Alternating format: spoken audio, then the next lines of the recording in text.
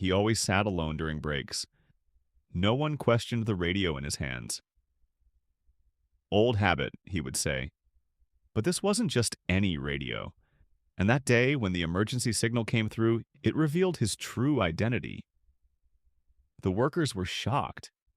The person working beside them would. This was one of Toronto's biggest construction projects. A 100-story skyscraper that would become the city's new symbol.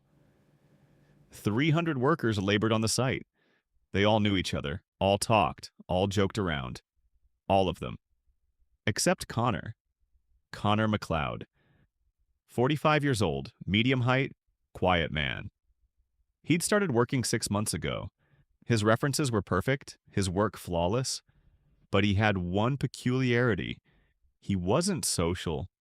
Not at all. Every morning he'd arrive at 7 and start working. During lunch breaks, while other workers sat in groups, he'd always go to that concrete block in the far corner of the construction site. He always had that old black radio with him. Probably listening to music, Jake would say. Nah, Mike would respond. Never hear any sound coming from it. And that was true. The radio was always on, but never made a sound. Connor would silently eat his sandwich, drink his coffee, and pretend to listen to the radio. But no one ever heard anything. Weird guy, they'd say behind his back. Been here 6 months, still doesn't talk to anyone. Connor heard this and didn't care, because his reason for being here wasn't to make friends. He was just waiting. And that radio was his lifeline. This radio operated on a special frequency, not civilian radio channels, encrypted military channel. And Connor was a retired JTF-2 operative. He'd served 15 years. Countless operations. Countless covert missions. Then he retired. But retirement didn't really mean ending for some people. Especially not for people like Connor.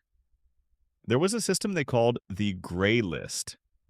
Retired Special Forces personnel could be recalled in critical situations, and Connor was on that list. That's why he always carried that radio. That's why he was always ready.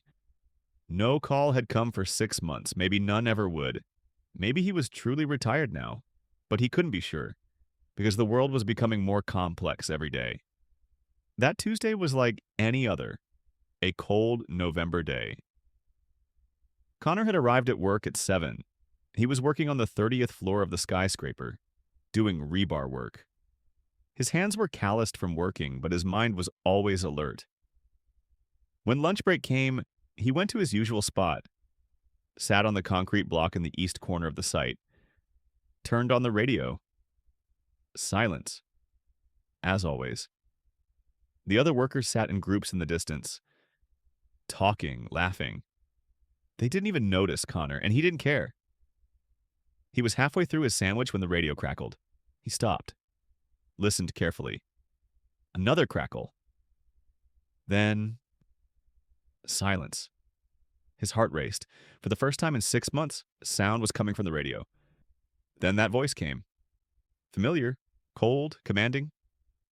All stations, attention. Priority.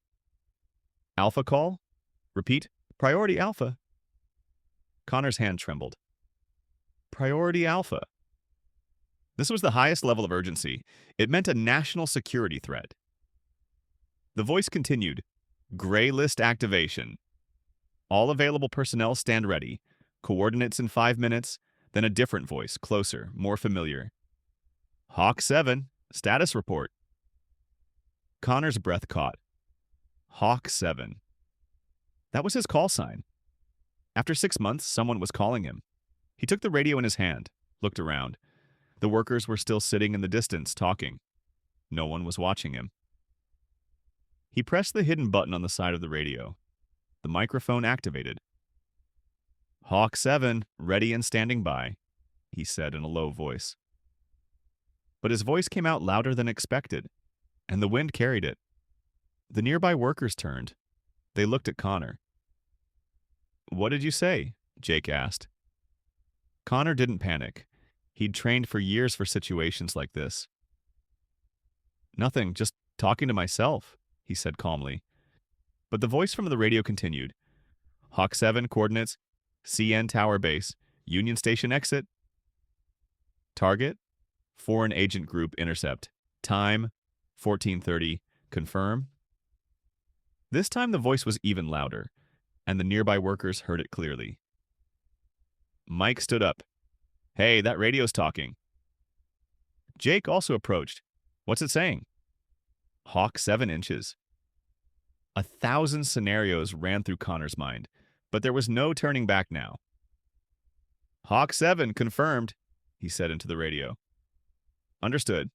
Vehicle en route. Pickup point. Construction gate.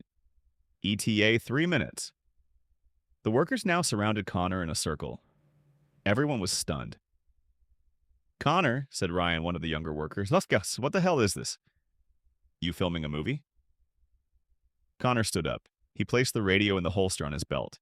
The identity he'd tried to hide for 6 months was now coming to light.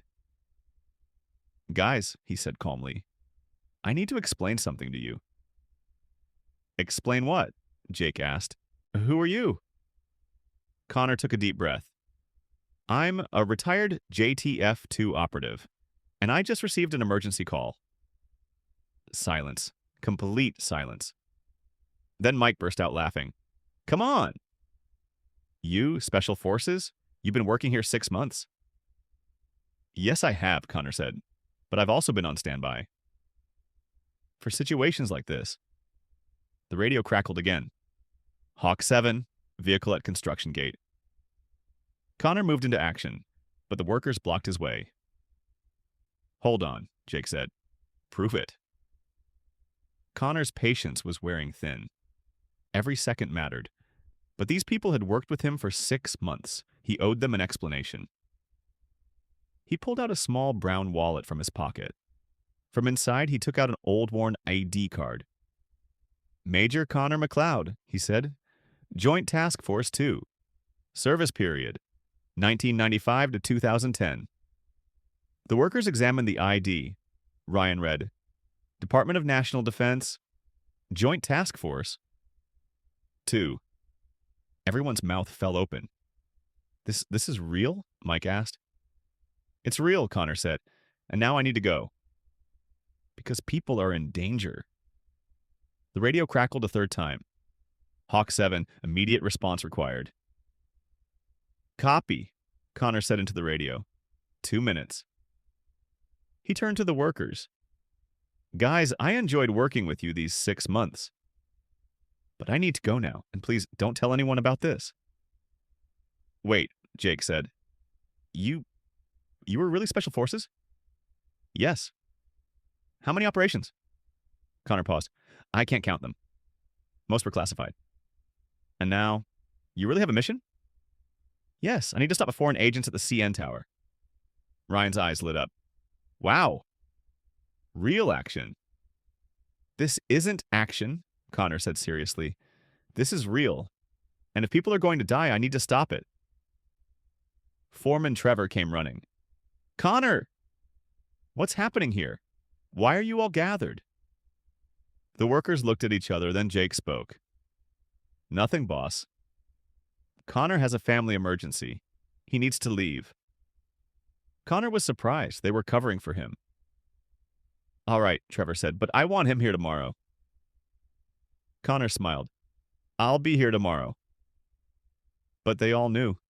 Maybe they were seeing each other for the last time. Connor ran to the construction gate. A black-tinted SUV was waiting there. 2 men in civilian clothes sat inside. He got in the car, closed the door. Hello, Major, the driver said. Long time. Hello, Lieutenant Williams, Connor said. Brief me.